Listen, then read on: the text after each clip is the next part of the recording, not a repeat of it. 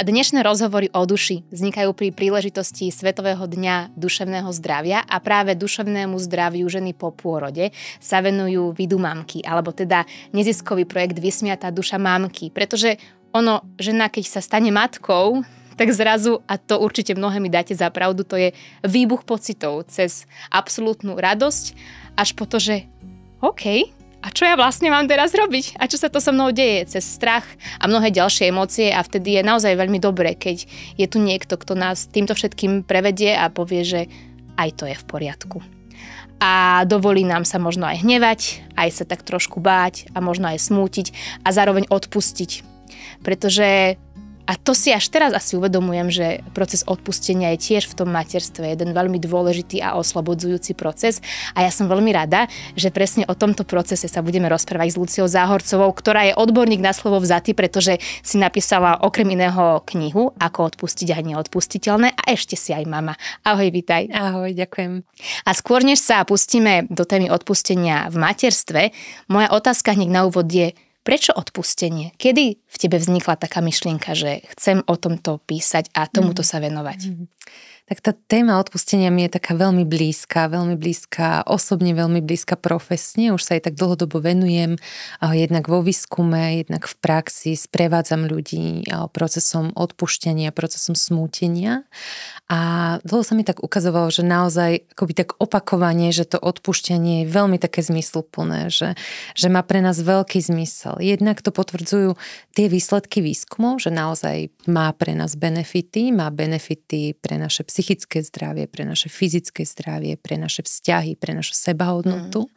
A jednak aj tá prax, že naozaj to odpúšťanie či už druhým ľuďom, či už sebe, akoby vie nám veľmi polepšiť, vie naozaj tak ako keby meniť to naše srdce, meniť tie naše životy. A tiež tým, že som ako keby s tou témou tak pracovala, tým, že som o nej prednášala, tak sa ľudia niekedy pýtali na nejaké odporúčanie, na nejakú literatúru. A tak som si uvedomila, že v tom našom kontexte veľmi nemáme takú knižku, ktorá by sa venovala odpúšťaniu. Sú k dispozícii nejaké také knižky, akoby skôr tak z oblasti možno skôr ezoteriky a tak ďalej. A tak som chcela priniesť takú knižku, ktorá bude viac založená na výskume, že naozaj... Odborná. Áno, že odborná, ale zároveň ľudská, že akoby tak písaná ľudsky pre kohokoľvek, že tam budú príbehy, že tam budú cvičenia, že to bude niečo také praktické. A zároveň na čo mi tak záležalo, bolo akoby priniesť tú tému nejakým spôsobom inak, ako ju tak bežne poznáme. Že stretávam sa s tým, že to odpúšťanie, akoby máme o ňom nejakú predstavu, nejako ho poznáme možno z tých našich skúseností, z nášho života, že skôr je nám spájane často s niečím negatívnym, skôr s niečím takým rizikovým, že sa akoby niekto ma môže znova zraniť. Ja nebudem tomuto človeku odpúšťať, lebo on mi ublížil a teraz mu odpustím a môžeme ublížiť opäť? Presne tak, že vlastne on si to nezaslúži. Že preto som chcela akoby tú knižku ladiť v tom, že to odpúšťanie je pre nás, že je to niečo prínosné pre nás. Pretože je vlastne pre nás oslobodzujúce. A dovolujeme si cezeň ísť ďalej. Ale aj tomu sa budeme v tomto rozhovore venovať. Takže poďme na tému materstva, lebo ja si to presne pamätám a už som to načetla, že stala som sa matkou a zrazu sa mi vlastne svet obrátil na ruby. A zažívala som mnoho emócií, čo všetko tá žena zažíva, lebo podľa mňa je naozaj veľmi dôležité hneď v úvode povedať, že čokoľvek, čo zažíva, je v poriadku. Presne tak. A čo všetko tam zažíva? No presne ako hovorí, že môže tam byť úplný výbuch tých emócií, že tam v podstate akákoľvek emócia je v poriadku a môže to ísť naozaj od toho akoby pozitívneho, príjemne prežívaného, od obrovskej radosti, šťastia, vďačnosti až a súčasne s smutkom, bezmocnosťou, hnevom, osamelosťou a tak ďalej. Že možno keby sme si to na nejakom takom príklade, že s čím sa tá žena môže akoby stretnúť, aj keď samozrejme nemusíme zažívať všetko z toho príkladu. A naozaj, že keď začneme takým tým úplným začiatkom, tým nesmierne dôležitým vstupom, akoby takým vstupom do toho materstva, že pôrod ako nastane, aký je. A možno tá žena sa nejako pripravuje, samozrejme tam sú individuálne rozdiely, ale predstavme si, že sa nejako pripravuje, nejako si ho predstavuje, nejako po ňom túži. A zrazu tá predstava nie, je v úplnom rozpore s tou realitou, s tým, čo sa stane. Že možno ten pôrod je zraňujúci, možno je niekedy až traumatizujúci, možno tá žena zažije nedostatok nejakej kontroly, možno zažije obrovský tlak, možno zažije necitlivé až nedôstojné nejaké zaobchádzanie zo strany zdravotníckeho personálu a zrazu tá žena sa potrebuje zotaviť fyzicky, čo je obrovská vec po pôrode, ale zároveň sa potrebuje zotaviť aj psychicky. A môže tam prísť veľký smútok za tým, čo zažila, že to nebolo také, ako si predstavovala. Môže tam byť ľútosť, môže tam byť hnev na ten zdravotnícky personál. A zároveň je dôležité povedať, že nemusí nastať iba takýto príbeh, že niekedy aj ten pôrod môže byť úplne krásny, všetko môže prebehnúť presne tak, ako si to tá žena naplánovala a tá realita môže byť iná. A aj tak sa môže cítiť nie úplne v poriadku. Presne tak, že zrazu to môže človeka naozaj prekvapiť. Že to nie je úplne možno také, ako si to predstavil ten vstup potom do toho materstva.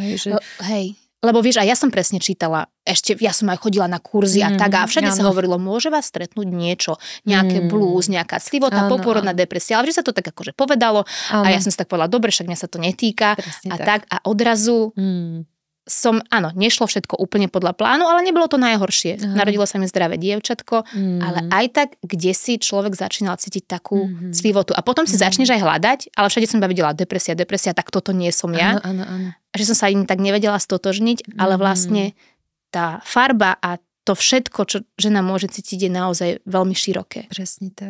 Presne tak, že naozaj to nie je iba čierno-biele, že to môže byť rôzne a že naozaj to môže byť úplne súčasne aj v rámci jedného dňa s tým, že... Radosť. Presne tak, že sa to môže úplne striedať a že niekedy aj to tak zažívame z toho okolia, že niekto povie, že však buď šťastná a buď vďačná, že máš zdravé dieťa. Ale že naozaj takéto dovolenie si, že ale ja som vďačná, ja môžem byť vďačná a zároveň môžem byť smutná, možno ani neviem teraz prečo, možno si to môžem dovoliť, že akoby naozaj tá škála tam môže byť obrovská, že toho, čo je normálne, toho, čo môže tá žena zažívať, že ona môže naozaj úplne legitímne smútiť za tým, že ten život, aký mala predtým, že už nie je taký, že je iný v niečom, že niečo jej môže chýbať, že zrazu s tým partnerom na seba nemajú čas, že zrazu nemá vôbec čas na seba v tých prvých dňoch, že môže ju to prekvapiť napriek tomu, že sa úplne pripravovala, že v podstate vedela, čo ju bude čakať. Toto keby počujem v úvode, tak je to pre mňa, vieš, aké také oslobodzujúce v tom, že sa takto môžem cítiť. A vlastne preto o tom hovoríme hneď aj v úvode tohto rozhovoru, že vlastne niekedy tej žene stačí počuť aj to, že môžeš sa takto cítiť. Presne tak. Že je to v poriadku, že ty si v poriadku, keď sa takto cítiš. A môže mať aj clivotu a čo je dôležité, môže mať aj hnev. Lebo my sme v mnohých prípadoch vychovávané, že si dobré dievča a dobré dievča sa nehnevá. A potom si to ako si ťaháme so sebou aj do dospelosti a mám pocit, že mnohé ženy sa nevedia hnevať. Je to tak? Je to často tak. Samozrejme nie len ženy, ale ktokoľvek, ale presne to, čo hovorí, že keď nám ten hnev akoby nebol dovolený, že stáva sa to, že ten hnev akoby nie je taká dovolená emócia, zvlášť, že si to je zlá emócia. Áno, to je zlá emócia. Presne tak, že často dostávame tento signál, že keď sa hneváš, chod do svojej izby. Hej? Dobre, pekné dievčatka sa nehnevajú. Pozri sa na seba, ako vyzeráš niekedy, áno, že niekedy to môžeme počuť, že to niekto povie tým našim deťom ešte aj teraz. Áno, aká si škareda, keď sa hneváš. Aká si škareda, keď sa hneváš. A že do tej duše toho dievčatka sa to nejakým spôsobom zapíše, že ona prijíma tie signály z toho zvonka, že ja sa vlastne nemôžem hnevať. Nie je to v poriadku sa hnevať. Ten hnev je negatívna, zlá emócia. Ja som s ňou akoby nejak nesprávna, zlá. Ale to je veľmi dôležité povedať, že ten hnev je úplne v poriadku a my sme v poriadku, keď cítime hnev. A hnev je nesmierne dôležitý, že to naozaj pre nás emócia, ktorá nás nejakým spôsobom na niečo upozorňuje. Že keď sme k nej tak akoby naozaj, že vedome pozorní a dovolíme si ten hnev, tak nás môže upozorniť na to, že napríklad deje sa mi nejaká neprávosť, že zažila som niečo, čo nie je v poriadku. Hnev nám môže pomôcť stanoviť si hranice, ochrániť našu sebaúctu. Na niečo nás upozorňuje, akoby, že vždy pod každou emóciou je nejaká potreba. Že vždy sa môžeme pozerať na to, že čo by sme potrebovali v tej emócii. Čo znamená v praxi, že hovorila si dovoliť si ten hnev? Čo to vlastne pre tú ženu má znamenať? Lebo možno teraz niektorá povie, že a tak ja môžem plieskať tieto taniere o zem, alebo ja neviem. Okay. Čo to vlastne znamená, že si môžem dovoliť hnev? Lebo vieš, tým, že to vlastne my nevieme spracovať. Áno. A toto je strašne dôležité, že jedna vec je tá emócia a jedna vec je nejaké správanie vyplývajúce z tej emócie.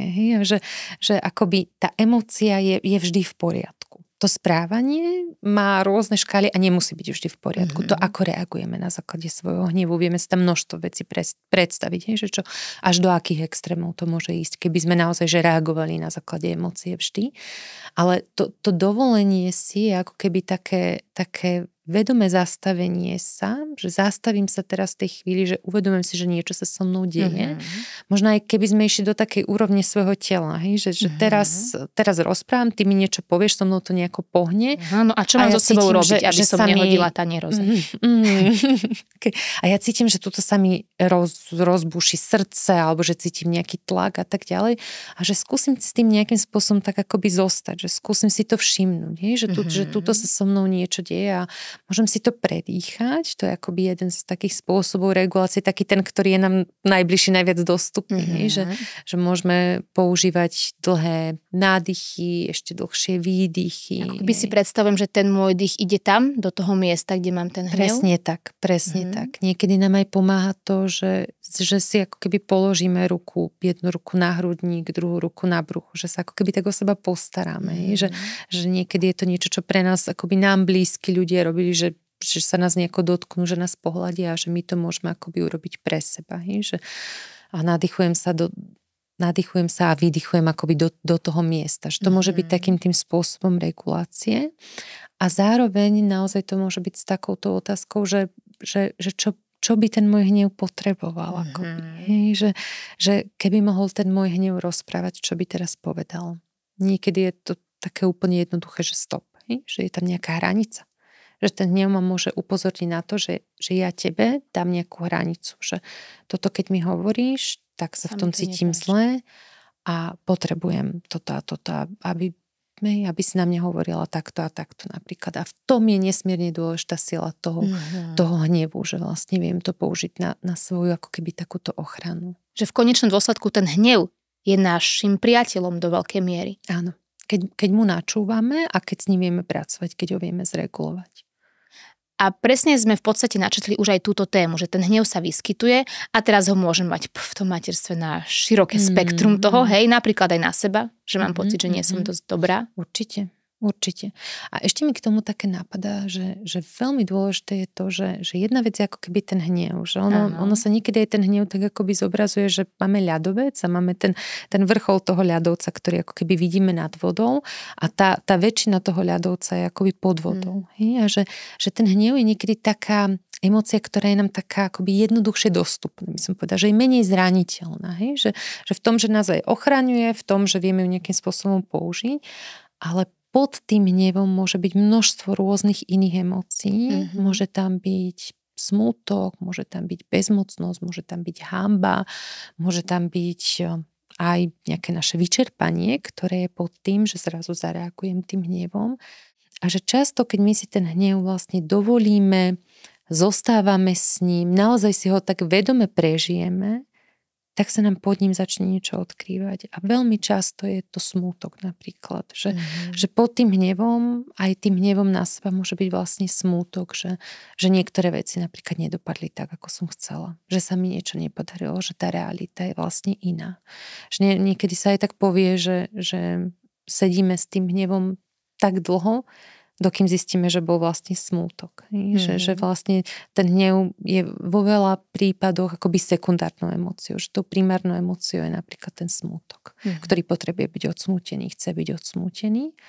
Tak ako hnev potrebuje byť odhnevaný. Odhnevaný, presne. Tak smútok chce byť odsmútený a často, keď si to dovolíme, tak to potom nejakým spôsobom sa už odplavuje a mení a môže byť nahradený zase inou emóciou a tak ďalej. Ako by tie emócie potrebujú byť odžité všetky. A my máme pocit, že potrebujeme odžívať iba radosť.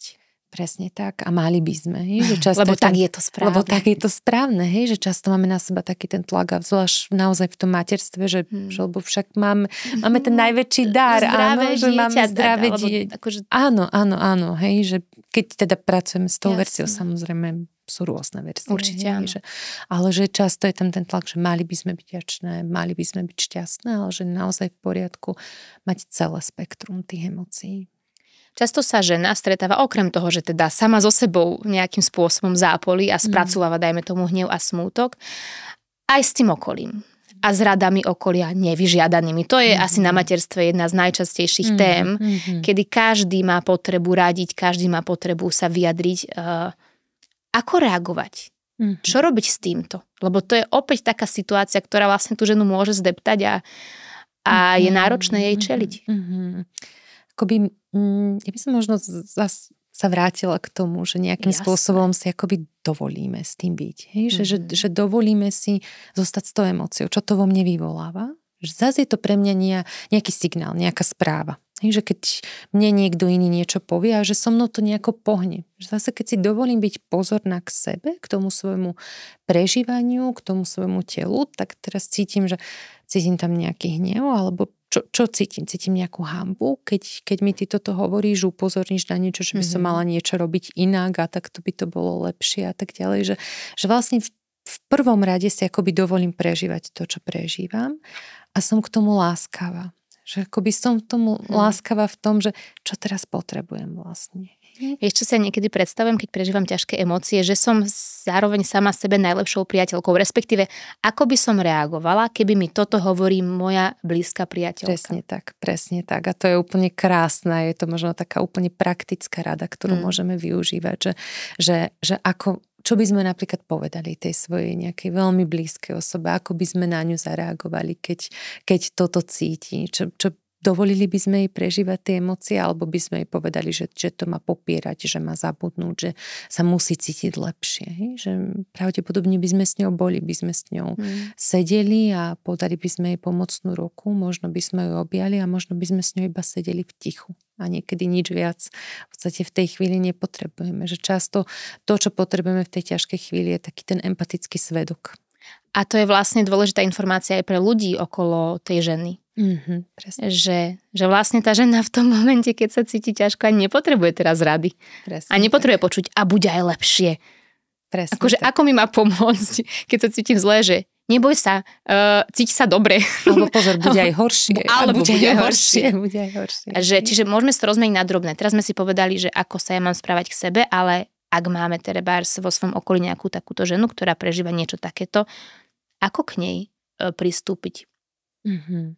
Žena, ktorá prežíva niečo ťažké. Napríklad. Alebo potom pôrode sa necíti zrovna iba najlepšie. Lebo však sme si to zažili mnohé, že sú momenty, kedy sa cítime ťažko. A vtedy vlastne tá žena asi nepotrebuje počuť rady, čo potrebuje. Presne tak. Nepotrebuje počúvať rady a začneme už len tým, že si to všimneme. Že sme k tomu pozorní. Že niekedy naozaj akoby, často je to o nás, že vlastne nedokážeme byť s tou bolesťou toho druhého človeka, s tým smútkom. Že to vlastne pre nás samotných je to veľmi nepríjemné. Že ja vlastne nedokážem s tým byť, lebo možno s mojím smutkom, možno s mojou bolesťou nedokázali byť, keď som to veľmi potrebovala. A tak chcem čo najskôr, aby si sa ty cítila dobre, lebo to so mnou nejako lomcuje. A často si toho nie sme vedomí, že to je možno také dôležité povedať, že to nie je niečo, čo robíme nevyhnutne vedome, ale veľakrát to tam nastupuje nevedome, že vlastne chcem, aby ten druhý, len aby sa cítil lepšie. Ale že naozaj, keď my si dovolíme byť s našim smútkom, byť s našou bolesťou, byť s našim hnevom, čo môže byť nejaký proces. Pre niektorých ľudí je to celoživotný proces, ako keby takého prístupu k tým svojim emóciám, tak dokážem tu byť viac pre teba, pre tú tvoju bolesť. A zároveň je to možno aj pre nás taký nejaký signál k nejakej empatii, k súcitu s tým druhým človekom, že keď ja zažívam niečo ťažké a ten druhý človek tam vlastne nevie byť pre mňa, tak si to môžem ja nejakým spôsobom skúmať, možno, že prečo nedokáže byť pre mňa. Že vlastne možno ten človek sám má problém.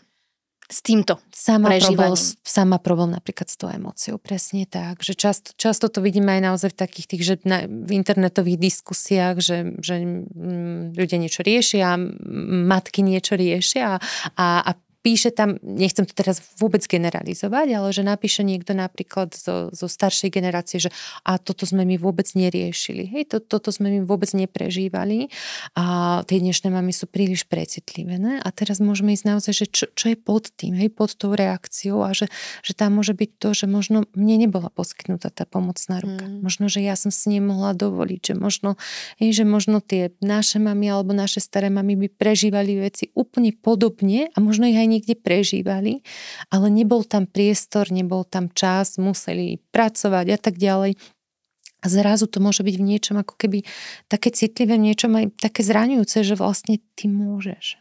Aj to pochopenie tých ostatných vlastne potom aj môj hnev ako si zmenšuje. Aspoň nemám niekedy ten pocit, že? Presne tak, je to nesmierne dôležité, že je to aj takou veľkou súčasťou, takým možno srdcom toho celého procesu odpúšťania, že vlastne také pochopenie, také rozvíjanie empatie, rozvíjanie súcitu. Že vlastne, keď na mňa niekto útočí, tak vlastne práve ten niekto tiež môže mať s tým problém. Presne tak. No dobre, ale druhá vec je, že si treba zachovať svoje hranice. Presne tak, že tam je takéto ale, že to neznamená, že to správanie druhého ospravedlňujeme. Že to neznamená, že je to v poriadku. To sa opäť dostávame na úvod toho rozhovoru, že keď nám niekto ublíži, to neznamená, že my teraz máme ale ty za to nemôžeš vlastne nechrániš samého seba. Presne tak. Čiže ako vlastne v takom momente vystupovať, ako sa správať, keď nám niekto trebárs aj ubližuje, alebo sa hnevá, čo už len slovami, lebo aj to dokáže ublížiť. Vieš, že možno tak nejak prakticky. Akoby my môžeme to odkomunikovať tomu druhému človeku, môžeme to odkomunikovať rešpektujúco, môžeme to odkomunikovať láskavo, môžeme to odkomunikovať pevne zároveň. Že my môžeme hovoriť o tom, čo my cítime, ako sa my cítime v tom, keď nám druhý človek hovorí to, čo nám hovorí, bez toho, aby sme toho druhého človeka v ideálnom prípade obviňovali. A vieme si dať aj nejaký príklad? Napríklad, že teraz príde nejaká žena, ktorá mi radí, ako mám narábať s mojím dieťaťom podľa nej najlepšie. A mne sa to nepáči. Akým spôsobom to komunikovať? Akoby jedna taká úplne jednoduchá vec je povedať, že nám to takto vyhovuje. Hej? Že často je to taká naozaj formulka, ktorú si môžem so sebou tak symbolicky nosiť. Presne tieto formulky sa niekedy že nezídu. Presne tak, lebo často je to niečo, čo my vlastne nedokážeme, že my v tej chvíli zamrzneme, nevieme sa. Ostaneme úplne zaskočená, že teraz čo a vlastne nás to zneistie a tak ďalej, ale že naozaj, že dobre, tak nám to takto vyhovuje. Hej? Keď je to niečo iné, čo môže byť pre mňa nejakým spôsobom zraňujúce, osobnejšie, môže to byť v osobnejšom vzťahu, tak môžem povedať, že keď ty hovoríš, že by som mala robiť s dieťaťom toto a toto, že keď takto s ním, keď nosím ho dlho v nosiči, tak to je... Napríklad, to je téma. Áno, to je téma, tak je to nesprávne, ubližujem mu, tak sa nejako cítim, tak cítim smútok, alebo cítim hnev, alebo čokoľvek. Potrebovala by som sa cítiť rešpektovaná v tom, ako to mám, v tom, ako sme si to my ako rodina zvolili a prosím ťa o to, aby si aj ty rešpektoval to, ako to ja mám. Čiže nepovedať, že ty si strašný človek, lebo mi hovorí, že nemám nosiť to dieťa, ja ho nosím. A samozrejme to potom ide do eskalácie a tak ďalej. Že skúsime toho druhého človeka neosočovať, nekritizovať, neobviňovať, ale vlastne ísť cez seba. Že ísť ako keby cez taký jazyk, že ja sa v tomto cítim takto, ja toto a toto potrebujem, ja ťa o toto prosím. Že to je takéto naozaj rešpektujúce, také ako keby základ takej nenasilnej komunikácie vo vzťahoch. Zároveň, ale čo mi tam príde také dôležité, je to, že zase veľakrát, keď nás sa nejakým spôsobom veľmi dotýka to, čo nám tí druhí ľudia hovoria, tak zase môžeme ísť k sebe, že môžeme sa vrácať k sebe. Jedna vec je to, ako to odkomunikujem, to, ako si stanovím tie hranice. Druhá vec je, že zase ma to na niečo upozorňuje. Keď ja cítim napríklad, mňa môže zaplaviť obrovská hanba v tej chvíli, že tak ja som asi hrozná mama, tak ja som asi úplne zlý, ale tak ja to asi robím naozaj úplne zle. Keď všetci okolo mňa to robia takto, alebo keď mi hovoria, že toto robím nesprávne, že upozorní nás to a vráti nás to k sebe. A čo s tým môžeme robiť? Možno naozaj to, čo mi ten druhý človek povie, sa dotkne nejakej mojej časti, ktorá sa v tom cíti vlastne neisto. Lebo keby som sa ja v tom cítila úplne isto, tak to so mnou nezarezonuje. Tak to so mnou nezarezonuje. Presne tak. Že vlastne keď to so mnou takto zamáva, tak je to o tom, že možno nejaká moja časť si nie je istá, či to robím správne. Možno nejaká moja časť naozaj nevie, že a tak čítala som aj nejaké iné poznatky, možno to nosenie detí nie je úplne dobré, alebo čokoľvek, že keď si to predstavíme na tomto. Alebo to môže byť naozaj dotknutie sa nejakej mojej časti, ktorá sa niekedy v živote cítila kritizovaná, ponižovaná, nevidená, nepríjmaná. Čo pomáha? Rozprávať sa s touto mojou časťou? Opäť mi vieš dať nejaké možno praktické tipy a rady? Napríklad to môže byť o tom, že sa rozprávame s touto svojou časťou. Akoby zase, keby sme išli úplne na začiatok, tak je to už tým, že si ju všimneme, že ju rozpoznáme. Že naozaj zostaneme s tým, že my často, keď si dovolíme tú emóciu, keď s tým zostaneme, tak si pod tým akoby vieme nejakým spôsobom priznať, prijať, že toto je možno o tej mojej bolesti, že toto je možno jedna moja časť. A aj to je také veľmi nápomocné, že si povieme, že toto je jedna moja časť. Že táto jedna moja časť, ktorá sa možno cítila kritizovaná. Ale nie som to celá ja. Presne tak, že mám množstvo iných častí. A že nie je to o tom proti tej časti bojovať, že veľakrát to tak máme, že teraz ideme bojovať proti tomu vnútornému kritikovi a ideme bojovať proti tej časti, ktorá sa hanbí a toto tak nechceme mať a chceme byť k sebe láskavé, že ideme proti tomu bojovať, ale že v skutočnosti je to naozaj o tom akoby láskavo pristupovať k tej časti. A možno si môžem sama zvedomiť nejakú svoju láskavú časť. Že kedy som k sebe pristupovala láskavo. Kedy bola tá chvíľa, kedy som dokázala byť k sebe láskavá. Možno vtedy, keď som si predtým niekedy stanovila hranice, kedy som povedala nie a tak ďalej. A ako by tá moja láskavá časť prehovorila k tej časti, ktorá sa cíti kritizovaná, ponížená, neprijatá, nevidená. Čo jej môžem povedať? Ona môže prehovoriť ku mne. Môžem viesť vlastne taký vnútorný dialog, ktorý je akoby veľmi liečivý. Je veľmi uzdravujúci. Hej, že nájsť aj v tej ťažobe aspoň niečo takéto pekné, ktoré ku mne vie prehovárať. Vieš, čo mne celkom pomáha a písať listy? Napríklad, aj keď ma niekto nahnevá. Áno. Tak aby som to nevyplula na toho človeka, tak napíšem list a niekedy práve v tom liste až tak precitnem, že píšem, že dobre, udeje sa nejaká situácia, povedzme, niekto mi povie, nenos to dieťa v nosiči a ja píšem, že toto ma nahnevalo a potom zistím, že vlastne mňa ani tak nenahnevalo to, že mi ten človek povedal, že nenos to dieťa v nosiči, ale niečo iné. Presne tak. A toto by sme, a viem, že tie listy rozoberáš aj v knihe Ako odpustiť neodpustiteľné. O tejto technike by sme si vedeli niečo povedať, že v čom spočíva, prečo vlastne je taká ozdravná a ako ju vie človek, žena, ktorá sa práve hnevá, ktorá prežíva emócie, využiť v praxi.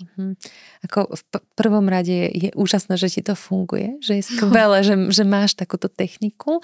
Nefunguje to samozrejme každému, ale písanie, akoby aj ja ho odporúčam teda aj v knižke písanie jednak do denníka, to niekomu funguje, alebo písanie listov, často je to práve napísanie listu človeku, ktorý nás nejakým spôsobom zranil, alebo aj písanie sebe. Niekedy to môže byť aj písanie napríklad z pozície niekoho veľmi láskavého, niekoho, koho si predstavujeme ako takého veľmi láskavého človeka, kto sa vie o nás postarať, kto nám vie pomôcť a tak ďalej. A z pozície nejakého našho dobrého priateľa. Že keď napríklad mi je ťažko, tak sebe napíšem láskavý list. Láskavý list, Vidíš, presne toto tak. Je technika, ktorú som ešte nevyužila.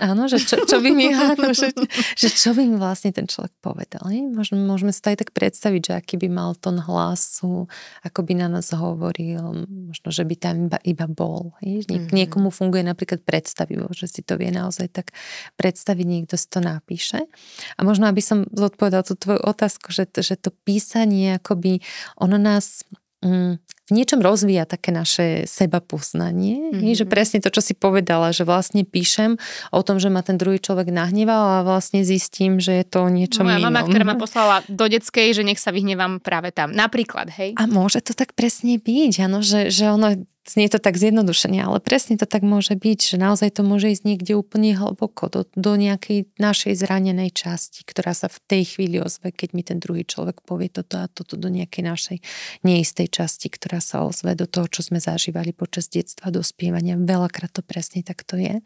A to písanie nás tam môže dostať, že môže nám to pomôcť, môže nám to pomôcť integrovať naše skúsenosti, môže nám to často pomôcť, keď aj pravidelne píšeme, že keď si povedala ty, že ti to nejakým spôsobom funguje, tak vieš vidieť v niektorých veciach aj posun, nejakého takého seba poznania, seba rozvoja. Nejakým spôsobom nás to akoby oddelí od tej situácie. Že tá situácia nastane a nám nabehne nejaký príbeh o tom druhom človeku a aký je ten druhý človek a čo urobil a všetko nám to tam ide. A zrazu si to začneme tak rozmieňať na drobné a vlastne zistíme, že to môže byť o niečom inom, že potrebujeme v tom ošetriť seba, že potrebujeme byť k sebe láskaví a tak ďalej. Vieš mi povedať ešte možno nejaké ďalšie také záchytné, nazvem to, že tabletky alebo niečo, čím si viem naozaj pomôcť, veľmi prakticky pomôcť, keď práve prežívam negatívne emócie, hnev, vlastne všetko to, o čom sme sa bavili, že ja neviem, cvičenia nejaké alebo niečo podobné. Je ich teda množstvo.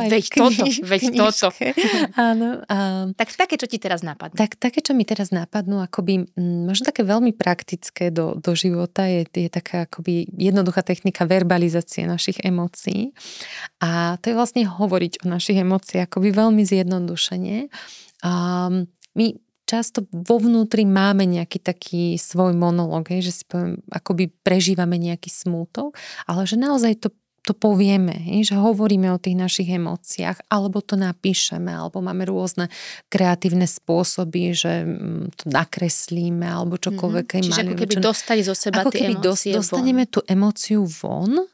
A naozaj to funguje, aj výskumy to akoby dosvedčujú, že je to rozdiel, ako keď to iba prežívame vo svojom vnútri, ako keď tú emóciu akoby naozaj, že pomenujeme, alebo to pomenujeme nejakej bezpečnej osobe, nejakému tomu empatickému svedkovi a vlastne tento spôsob akoby zapája viac našu racionálnu časť mozgu, náš vyslovene, že prefrontálny kortex a zmierňuje akoby intenzitu alebo teda aktivitu našej amygdaly, našej akoby emocionálnej kvázi časti mozgu. Máš pravdu, lebo vieš, ako si to teraz ja predstavujem, že keď tú emóciu mám v sebe, tak ona je tu všade. Presne vieš, lozí po mne a vlastne keď ju dostanem von, ja teda tým písaním, lebo to mi funguje, tak iba zistím, že ona není až taká veľká. Presne tak. A ona vlastne zabera iba kúštik zo mňa. Áno, že zase je to nejaká časť, že nejaká tvoja časť.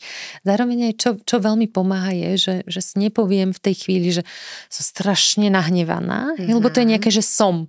Že ja som nahnevaná. Že sa s tým stotožním. Že vlastne ja som ten hnev, ale že cítim hnev. Alebo cítim smútok, že sa ako keby oddelím, presne tak, že sa akoby oddelím od tej svojej emócie a zase akoby myslím na to, že je to nejaká moja časť a zároveň mám nejakú inú časť a veľmi fajn je sa akoby napájať na tú svoju láskavú časť, na to také svoje ako keby také zdravé jadro, ktoré máme. A dá sa stále v sebe vydolovať to zdravé jadro, lebo niekedy mám pocit, že keď je tá emócia veľká, tak ho neviem k nemu prísť. Akoby rozhodne, že sú situácie, kedy akoby nejaká tá naša časť môže akoby tak symbolicky, že prevezme kontrolu nad tým našim životom a môže to byť naozaj o tom, že je to situácia, v ktorej sme veľmi zranení, že je to niečo vlastne veľmi zraňujúce, niekedy až traumatizujúce, že vlastne nevieme sa vtedy dostať k tomu zdravému jadru, že niekedy to môže byť, keď nás zraní niekto druhý, tak to môže byť naozaj že dlhodobý proces, že jedna vec sú nejaké také techniky alebo niečo, čo nám môže pomáhať, ale často to nie je vlastne také jednoduché, že akoby to nejaké dovolenie si byť s tými emóciami, spracovávať tie emócie, akoby jedna nejaká časť, jedna nejaká fáza, aj tá nejaká láskavosť k sebe, ale že niekedy je to naozaj o takom dlhodobom procese, keď nás zraní niekto iný, napríklad o rozvíjaní empatie, o rozvíjaní súcitu vo vzťahu k sebe. To môže byť celoživotný proces takej láskavosti k sebe v takej tej každodennosti. Pre niekoho je to veľmi náročný proces. Niekto môže mať veľmi, veľmi hlboko, tak akoby až zautomatizovaný taký veľmi, veľmi sebakritický hlas, ktorý naozaj že automaticky naskočí v tých chvíľach. že keď niečo sa mi nepodarí v tom materstve, tak mi tam naskočí, že som úplne neschopná, ja som úplne zlyhala. Že naozaj taká tá naša hanba, ktorá hodnotí celé naše ja, celú našu osobnosť a pre nás môže byť veľmi nápomocné si ako keby tú hanbu nejakým spôsobom oddelovať a zároveň prechádzať od tej hanby k našej ako keby vine, že akoby my si oddelíme to, kým sme, od toho, čo sme urobili. Že napríklad ja nakričím na svoje dieťa a nemusí to znamenať, že som zlá, neschopná mama, ale to, čo som urobila, bolo nesprávne a zároveň môžem byť stále dobrý človek, úplne rovnako hodnotná, ako je ktokoľvek iný. A že už to, že si začnem napríklad všímať, ako k sebe hovorím, že si naozaj v tej každodennosti, že a zase k sebe takto hovorím, že teraz sa možno ozýva tá moja časť, ktorá toto často zažívala. Že je to ako keby tréning len seba, svojho vnútra, nie? Taký, no veď aj keď chodím do posilky, tak tie svaly mi nenarastú zo dňa na deň. Presne Mohli by, ale nerobia to. A že vlastne takto viem trénovať aj svoje vnútro. Áno. Toto chcem presne povedať, že vlastne aj preto si píšem denník, lebo ja tam vidím, že keď som na sebe začala pracovať, ako som sa nejak cítila, ako som spracovávala a mala som pocit, že sa to nikdy nezmení, lebo človek za ten týždeň, za 2 týždne, 3 ani nevidí ten rozdiel. Áno. Ale teraz, keď si pozriem ten denník spred roka, tak teraz tam cítim ten rozdiel. Čiže preto je dôležité povedať, že je to dlhodobý proces. Že je to dlhodobý proces. A zároveň možno, aby sme aj povedali v tom, že niekedy je úplne v poriadku, keď vyhľadáme k tomu aj nejakú odbornú pomoc. Súhlasím. Že akoby nemusíme zažívať úplne to najhoršie, čo sme hovorili aj zo začiatku, že nemusí to byť úplne to najhoršie. Nemusí to byť až poporodná depresia napríklad. Súhlasím. Aby sme vyhľadali odbornú pomoc. Keď ja si napríklad na sebe spozorujem to, že som extrémne seba kritická, že naozaj mi tam nabieha tá hanba, že naozaj prežívam veľký smútok, čokoľvek, kedykoľvek vôbec pocítim intuične. Že každá tá emócia je dostatočne vhodná na to, tak, aby som ju liečila. Aby som ju liečila, aby som sa uzdravovala. Áno, že je to úplne v poriadku, že my často máme takú tendenciu, s čím sa ja stretávam, že niekto povie, že a niekto iný to má horšie. Áno.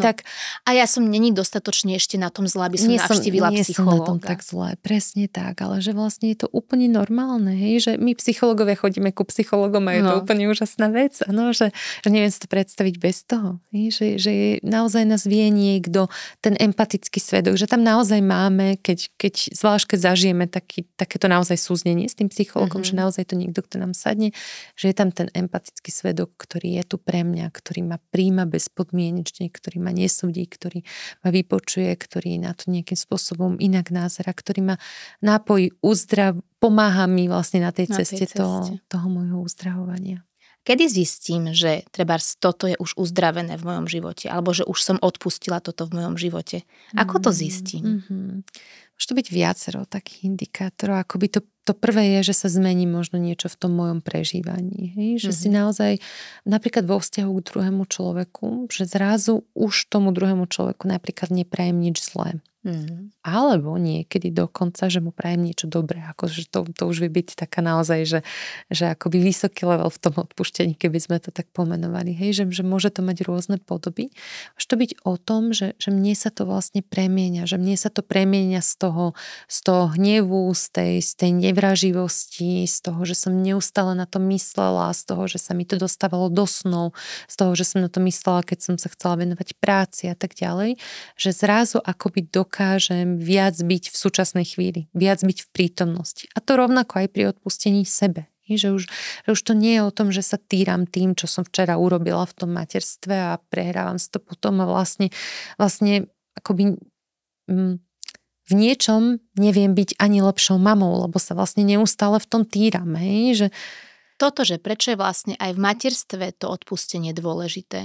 Že presne aj preto. Prečo je benefitné? Lebo aj v tej tvojej knihe si písala, že nejaké výskumy sú a že ženy, ktoré rozvíjajú odpustenie, vlastne sa ukazujú aj ako prístupnejšie matky a nechcem povedať, že lepšie matky, lebo to sa mi úplne nepáči, ale že skrátka vedia tak nejak tým materstvom plynúť ľahšie, alebo ako? Vedia inak pristupovať k tým deťom. A vlastne aj tie deti koniec koncov to navnímavajú a idú s tým ďalej. Presne tak, že už len to, ako my k sebe hovoríme a keď to napríklad povieme náhlas, že niekedy si to ani neuvedomí, ja som ale sprostá, moje dieťa to môže počuť, že to môže byť tá prvá vec. To, ako prístupím, keď niečo urobím nejakú chybu, niečo nesprávne, ako prístupím. Či ma zaplaví tá hanba, ktorá je o tom, že teraz sa chcem skrýť, nechcem byť videná a môžu tam nabiehať rôzne také mechanizmy, ktoré tá hanba akoby sítia, aj čo sa nám aj z výskumu ukazuje, že naozaj viac súvisí s tým, že máme tendenciu používať rôzne návykové látky, alkohol a tak ďalej, že ako keby sa schovať v tej svojej bolesti a môže byť pre nás extrémne náročné sa napríklad ospravedlniť.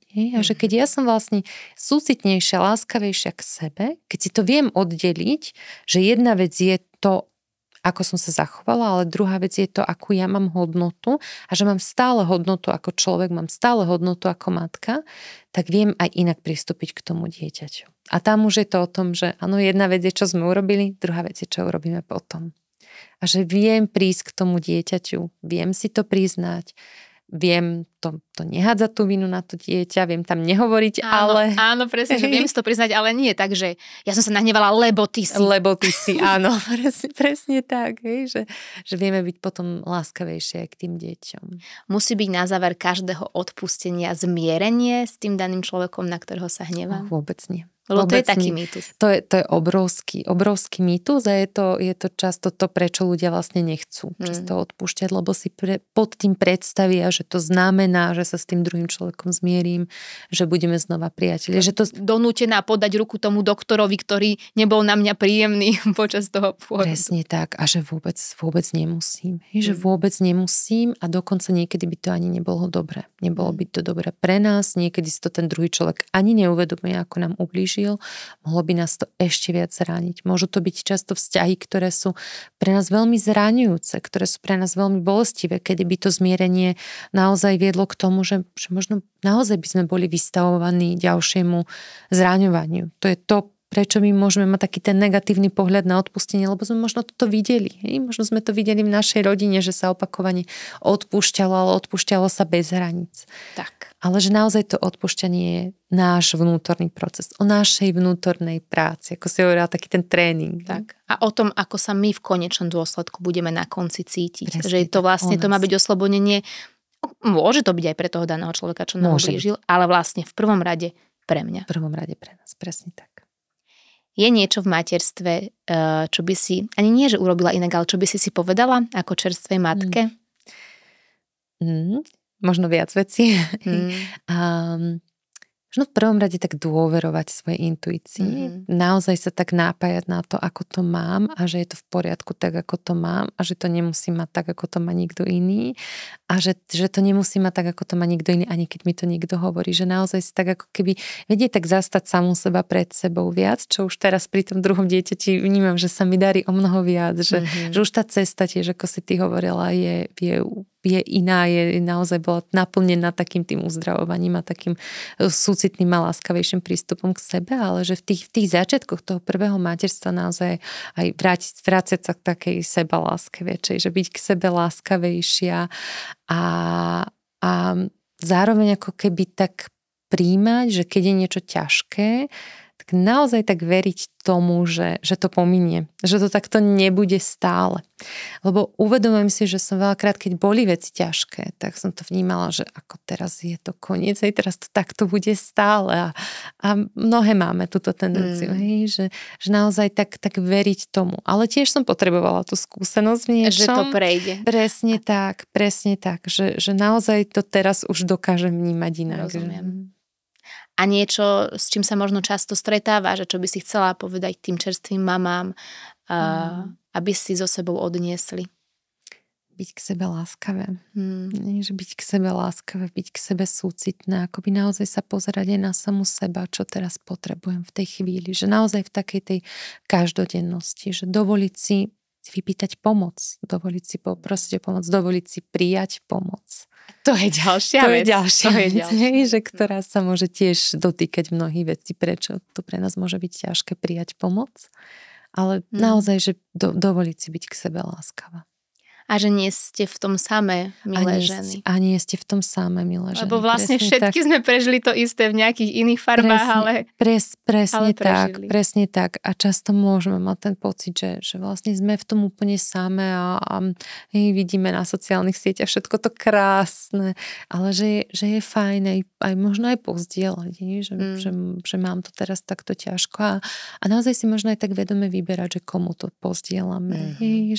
Že niekedy naozaj ten druhý človek nemusí mať kapacitu tam pre nás byť tým empatickým svedkom, môže to byť pre nás zraňujúce, ale že naozaj si vyberiem človeka, pri ktorom viem, že teraz môžem. A môže to byť naozaj jeden človek a môže to byť nesmierne ozdravné. A niekedy to môže byť naozaj o nejakom odborníkovi. Ďakujem ti veľmi pekne. Ďakujem. Bolo mi cťou tu s tebou sedieť a vlastne niesť takýto odkaz ostatným ženám, že čokoľvek, čo prežívajú, je v poriadku a že oni sú v poriadku. Ďakujem. Veľa šťastia. Aj tebe.